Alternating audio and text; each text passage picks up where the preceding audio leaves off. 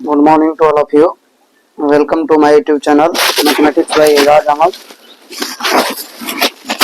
आज की इस वीडियो में हम 10th मैथ में जो 2025 बिहार बोर्ड मैट्रिक एग्जाम में पूछे गए प्रश्न हैं उसके सीरीज में हम क्वेश्चन नंबर 26 से देखने वाले हैं।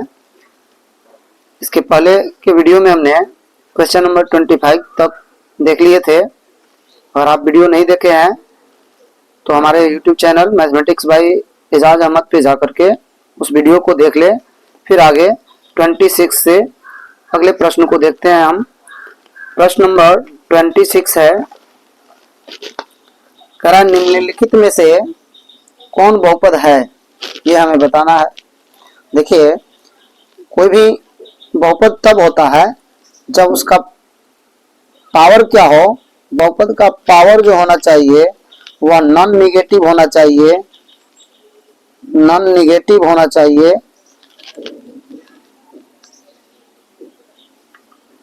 एंड नॉन फ्रैक्शनल होना चाहिए, नॉन फ्रैक्शनल होना चाहिए। यानी बहुपद का जो पावर होना चाहिए वो नॉन निगेटिव और नॉन फ्रैक्शनल होना चाहिए। देखिए यहाँ पर इसका पावर, इसको हम देखेंगे तो इसका पावर अगर हम न्यूमिनेटर में चेंज करेंगे तो x का पावर निगेटिव हो जाएगा, इसलिए ये हमारा पोलिनोमियल नहीं होगा। यहाँ भी सेम केसेज है, क्योंकि 1/x को हम लिखते हैं x का पावर -1, तो ये x का पावर ऊपर माइनस हो जाएगा, यानी इसका भी पावर निगेटिव हो जाएगा, तो इसलिए ये भी पोलिनोमियल नहीं है।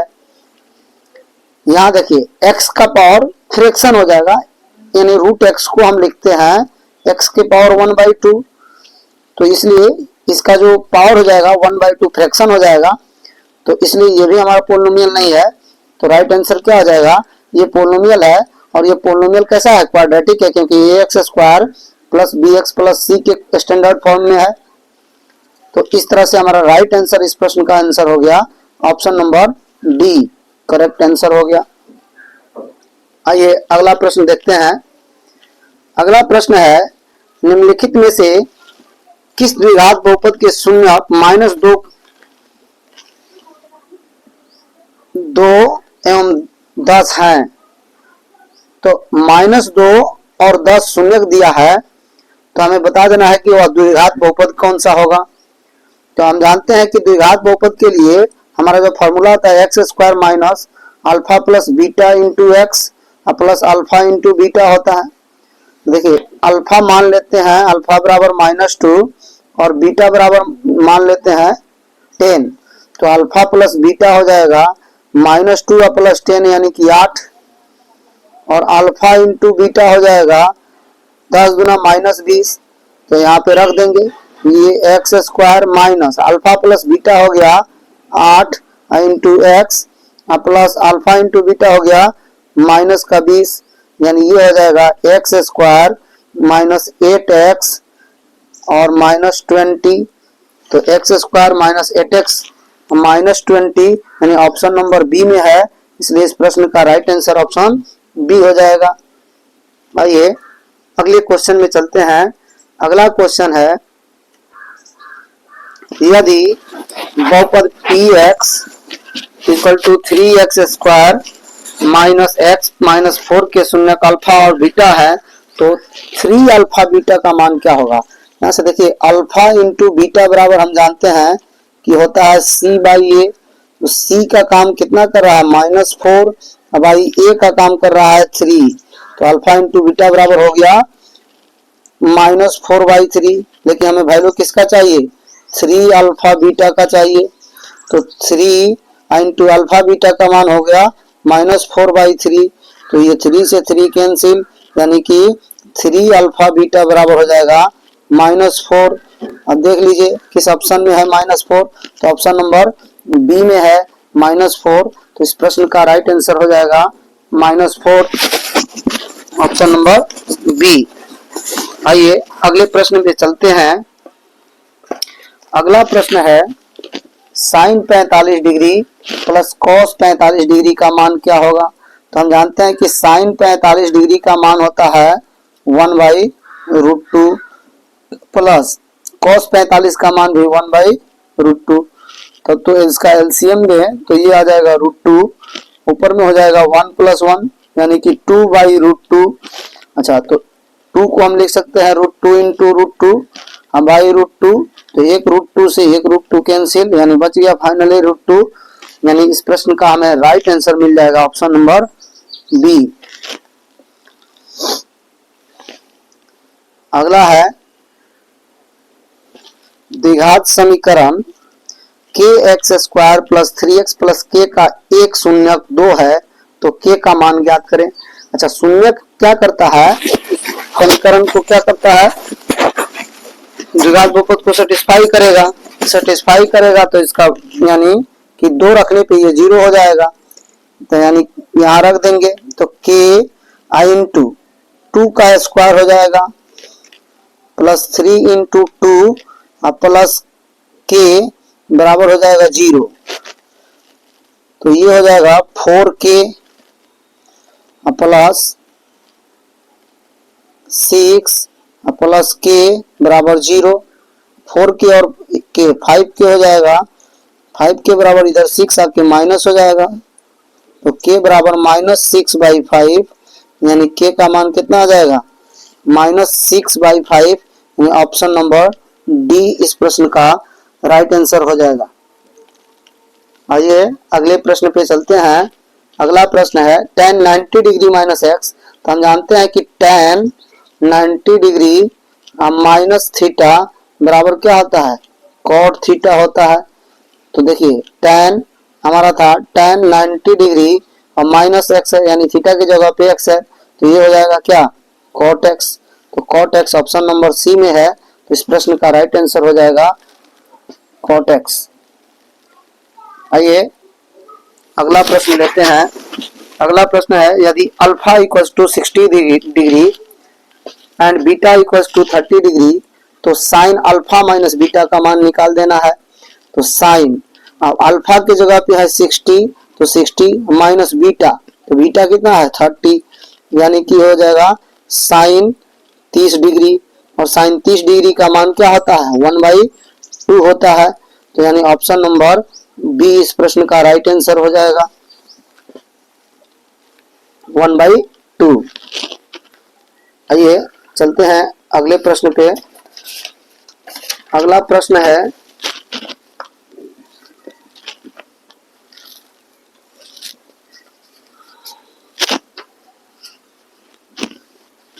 यदि थीटा बराबर 45 डिग्री, तो tan theta plus cot theta का मान क्या होगा। तो हम जानते हैं tan 45, देखिए ये हो जाएगा थीटा की जगह पे tan 45 प्लस ये हो जाएगा cot 45 डिग्री, तो tan 45 डिग्री का मान 1 प्लस cot 45 का भी मान 1, 1 + 1 यानी कि 2, ऑप्शन नंबर सी करेक्ट हो जाएगा। अगला क्वेश्चन है क्वेश्चन नंबर 34। यदि a = 60 डिग्री, तो 2 tan a / 1 - tan a², तो अब देखिए यहाँ से हम रख देते हैं इसका वैल्यू 2 × tan 60 डिग्री हो जाएगा, tan 60 डिग्री अब बाई 1 - tan a² 60 डिग्री हो जाएगा। तो देखिए tan 60 डिग्री का मान होता है √3, तो 2 × √3 बाई 1 - √3 का स्क्वायर हो जाएगा, तो ये हो जाएगा 2√3 अब बाई 1 - 3 स्क्वायर से रूट कैंसिल हो गया, यानी ये हो गया 2√3 बाई -2, तो 2 से ये 2 कैंसिल, यानी ये बच जाएगा -√3, यानी -√3 ऑप्शन नंबर बी में है, तो इस प्रश्न का राइट आंसर क्या हो गया ऑप्शन नंबर बी। आइए अगले प्रश्न पे चलते हैं। अगला प्रश्न है 35। tan थीटा बराबर 12/5, तो cos थीटा का मान क्या हो जाएगा। तो हम जानते हैं कि tan थीटा बराबर दिया है 12/5, तो यहाँ ये होता है tan थीटा बराबर p/b, तो यहाँ से h निकाल लेंगे, तो h बराबर होगा √p² प्लस b², तो बराबर √p है 12, तो 12 का स्क्वायर प्लस 5 का स्क्वायर हो जाएगा, यानी √ हो जाएगा 144 प्लस 5 25, यानी √ हो गया 169 और इसका वर्गमूल हो गया 13, यानी h का वैल्यू आ गया 13। ये हम निकालने के लिए बताए हैं, नहीं तो वैसे 5, 12 और 13 ये ट्रिपलेट है, पाइथागोरियन ट्रिपलेट है। यानी कि अगर हमारा 12 और 5 दिया है तो निश्चित है कि हाइपोटेन्यूज 13 ही होगा, ये हमें पता था, लेकिन आपको निकाल के हमने बताया। अब cos थीटा का मान निकालना है, तो cos थीटा बराबर क्या होता है, b/h। तो b का मान हो गया 5 और h का मान हो गया 13, यानी 5/13, यानी कि ऑप्शन नंबर बी इस प्रश्न का राइट आंसर हो जाएगा। आइए अगले प्रश्न पे चलते हैं। अगला प्रश्न है 36, cos 49 degree by sin 41 degree tan 30 degree by cot 20 degree, किसी एक को हम इस फॉर्म में चेंज करेंगे। तो हम ऊपर में चेंज कर लेते हैं, ऊपर में लिख लेंगे साइन, इसको चेंज करेंगे तो साइन 90 डिग्री माइनस 41 डिग्री लिख सकते हैं।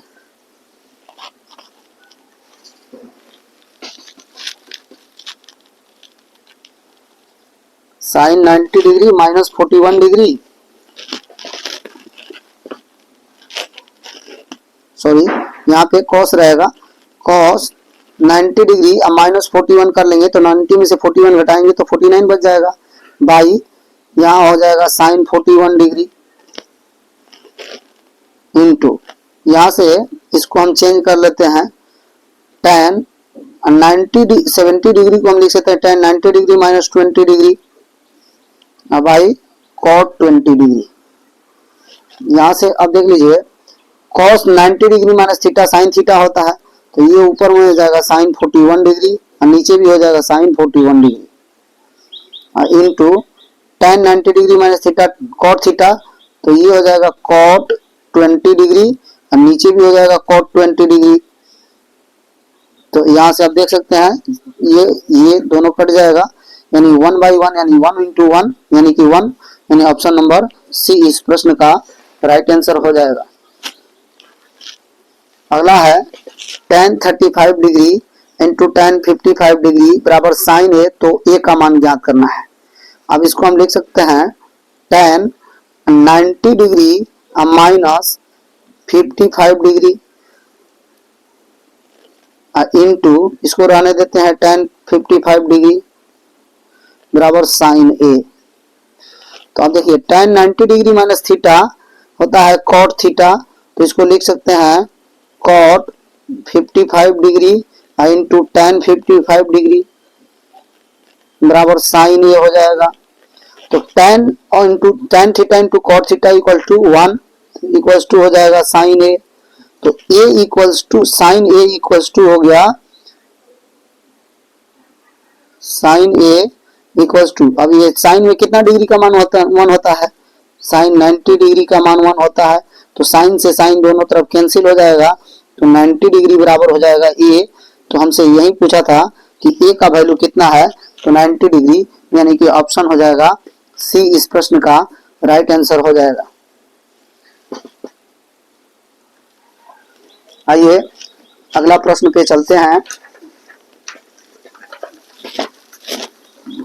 अगला प्रश्न है, यदि साइन थीटा बराबर p हो तो सेक थीटा का मान क्या होगा। देखिए साइन थीटा बराबर दिया है p, तो हमसे पूछ रहा है सेक थीटा का मान क्या होगा, तो p को p/1 लिख सकते हैं। तो साइन थीटा व p/h यानी लंब बटा आधार, यानी p का मान p हो गया और h का मान हो गया 1, यानी कि यहाँ से देखें तो ये हमारा परपेंडिकुलर हो गया p और ये हो गया 1, तो b कितना होगा, तो बेस हो जाएगा b बराबर हो जाएगा √h², 1 माइनस p² हो जाएगा।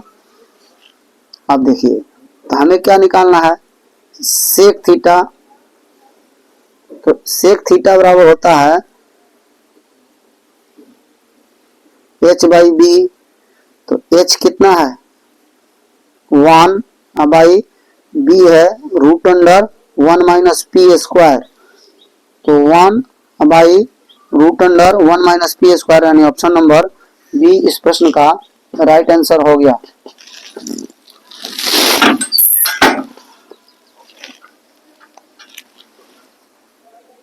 आइए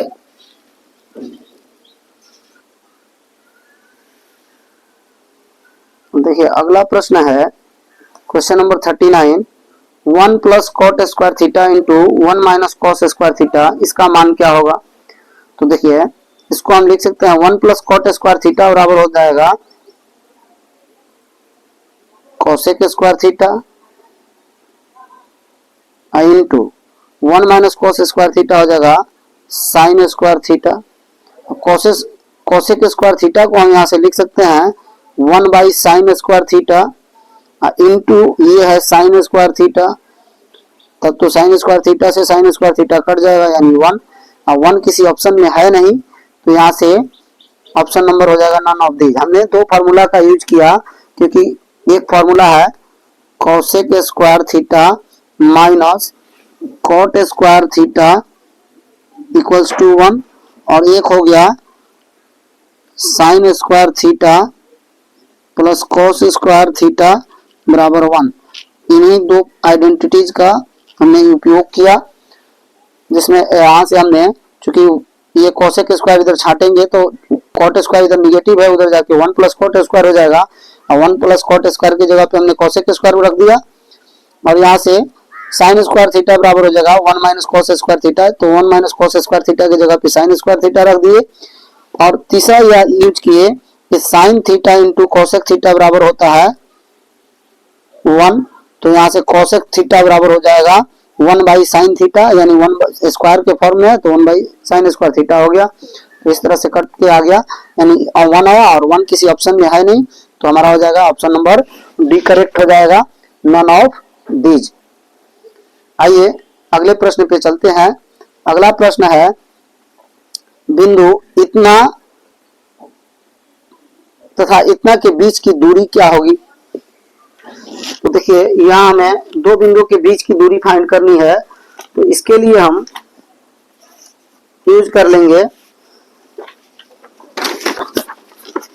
दो बिंदुओं के बीच की दूरी फाइंड करना है, तो इसके लिए हम ये यूज कर लेते हैं, यहां से सोल्व कर देते हैं हम इस पे।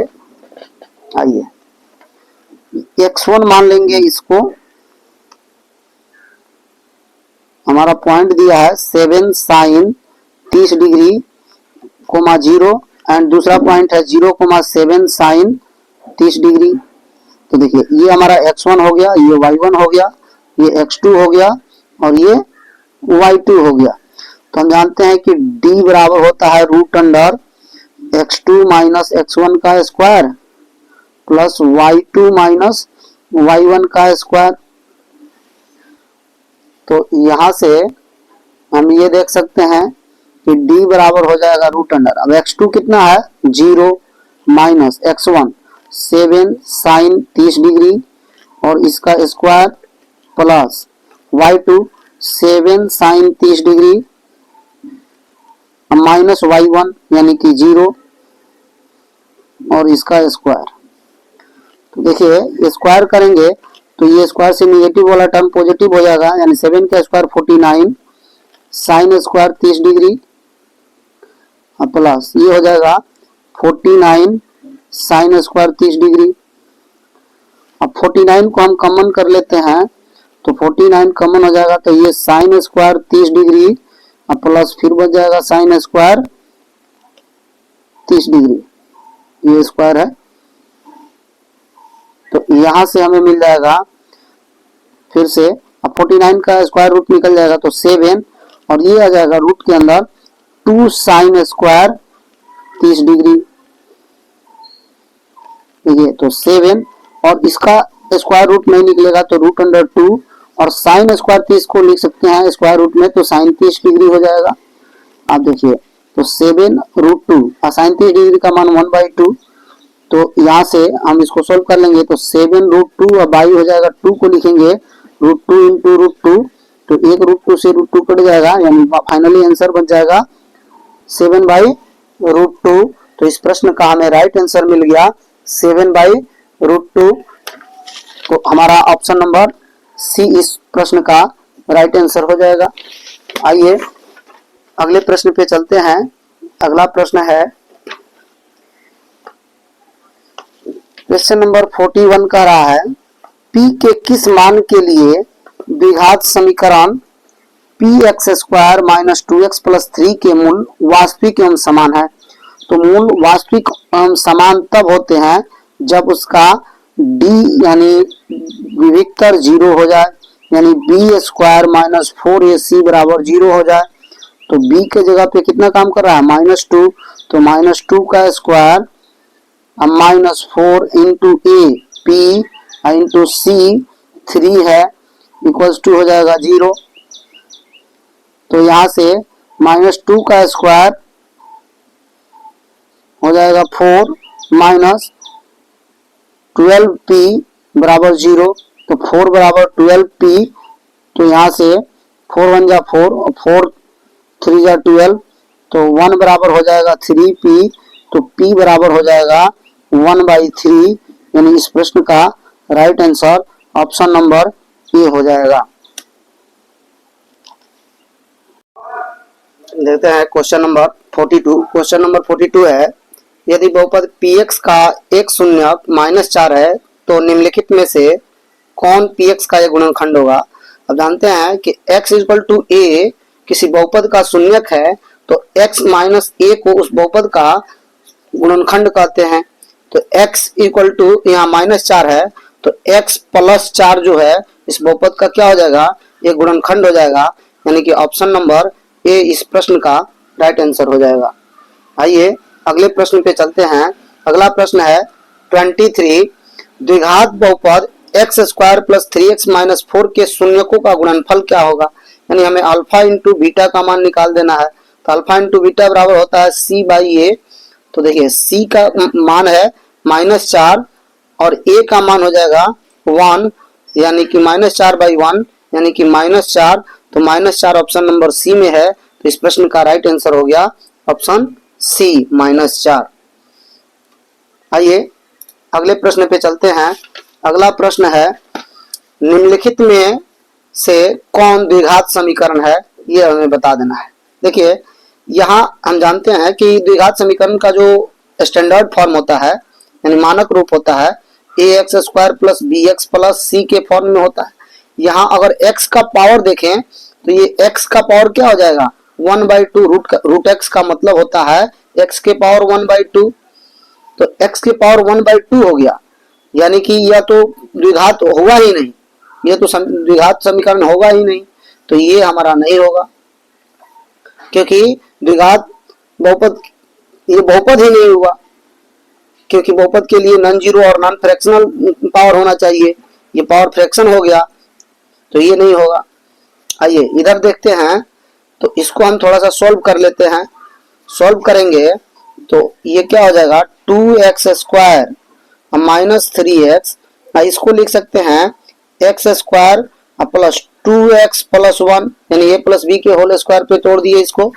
तो ये हमें मिल जाएगा कितना, अब इधर से ला लेते हैं, ये प्लस में इधर आगे घट जाएगा तो x² बच जाएगा। अब -2x और -3x -5x हो जाएगा। अब -1 बराबर हो जाएगा 0। तो ये देखिए एक द्विघात समीकरण है, इसलिए हमारा राइट आंसर ऑप्शन बी हो जाएगा। आइए अगला प्रश्न देखते हैं। अगला प्रश्न है 45 निम्नलिखित में से कौन द्विघात समीकरण नहीं है। तो देखिए इसमें हम क्या देखते हैं, इसमें हम x² से मल्टीप्लाई कर ले तो ये हो जाएगा x के पावर 4 प्लस 1/x² इंटू, चूंकि x² से मल्टीप्लाई कर रहे हैं दोनों तरफ तो 2x²। तो x² से ये x² कट गया, यानी x के पावर 4 प्लस 1 बराबर हो जाएगा 2x²। तो इसको हम लिख सकते हैं x के पावर 4 माइनस 2x² प्लस 1 बराबर 0। तो यहाँ हम क्या देखते हैं, ये फोर्थ घात का हो गया, तो इसका घात कितना हो गया, द्विघात। अगर पावर 4 है तो ये फोर्थ घात का हो गया, तो द्विघात नहीं है, तो यही बहुपद द्विघात बहुपद नहीं होगा। ऑप्शन नंबर डी इस प्रश्न का राइट आंसर हो जाएगा। आइए देखते हैं क्वेश्चन नंबर 46 क्वेश्चन नंबर 46 है, द्विघात समीकरण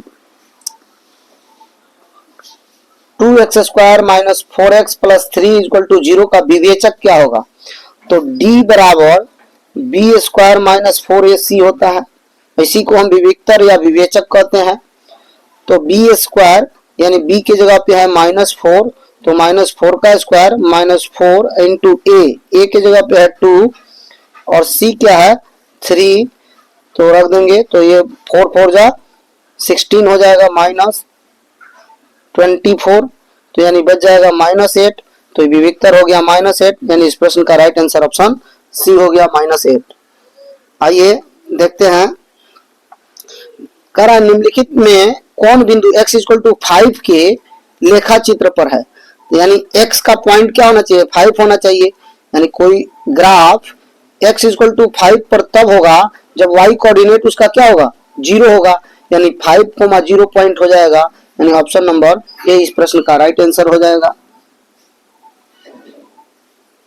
देखिए अगला प्रश्न है, यदि p + 1 3p + 1 6p - 1 समानांतर श्रेणी में है तो p का मान ज्ञात करें।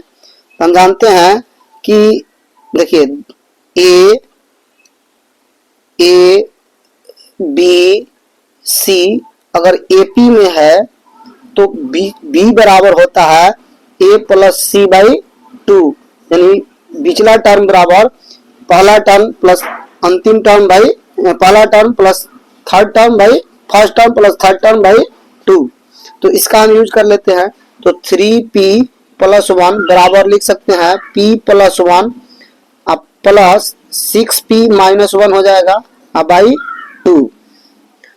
तो देखिए +1 और ये -1 कैंसिल हो जाएगा, 6p और 1p 7p हो जाएगा। इधर 2 आके मल्टीप्लाई कर लेते हैं, तो 2 से 3 में कर लेंगे तो 6p अब प्लस 2 बराबर हो जाएगा इधर 7p। 6p इधर लाके घटा लेंगे तो बच जाएगा p, यानी p बराबर बच जाएगा 2। तो इस प्रश्न का राइट आंसर हो जाएगा 2। आइए अगले प्रश्न पे चलते हैं। अगला प्रश्न है AP से ही है, क्वेश्चन नंबर 49, करा समानांतर श्रेणी 3 3 + √2 3 + 2√2 3 + 2 + 3√2 का सारवंतर। तो D बराबर क्या होगा? A2 - A1 होता है, यानी दूसरा टर्म में से पहला टर्म, दूसरा टर्म है 3 + √2 अब माइनस पहला टर्म है 3, तो 3 से 3 कट जाएगा, यानी D बराबर हो जाएगा √2। तो सारवंतर हो गया √2। इस प्रश्न का राइट आंसर हो गया D, ऑप्शन नंबर D। आइए अगला प्रश्न देखते हैं, क्वेश्चन नंबर 50। क्वेश्चन नंबर 50 है, समानांतर श्रेणी 21 18 15 डॉट का कौन सा पद, यानी नंबर ऑफ कौन सा पद, यानी n का वैल्यू पूछ रहा है। तो n बराबर हुआ, अब कौन सा पद शून्य होगा, यानी an का मान हो गया 0। तो अब यहां से लगा देंगे an बराबर होता है a + n - 1 into d। a का काम ये है और d बराबर कर रहा है, d बराबर हो जाएगा a2 - a1। तो a2 यानी दूसरा टर्म 18 और माइनस a1 है 21, यानी -3 हो जाएगा d का मान। तो इस पे रख देते हैं an 0 बराबर a 21 अब प्लस n - 1 निकालना है n इंटू d का मान है -3 रख दीजिए। तो ये 21 अब प्लस ये हो जाएगा 3n अब माइनस 3 माइनस प्लस 3 हो जाएगा, माइनस हो जाएगा 3n। तो इधर ला लेते हैं 0, इधर 3n ला लेंगे तो 3n बराबर 21 3 हो जाएगा 24। तो n बराबर हो जाएगा 3 8 24, यानी n बराबर हो गया 8। तो आठवां टर्म जो है वह क्या है, इस AP का आठवां टर्म 0 हो जाएगा, यानी 8th टर्म जो है आठवां पद शून्य है, यानी ऑप्शन नंबर सी इस प्रश्न का राइट आंसर हो जाएगा।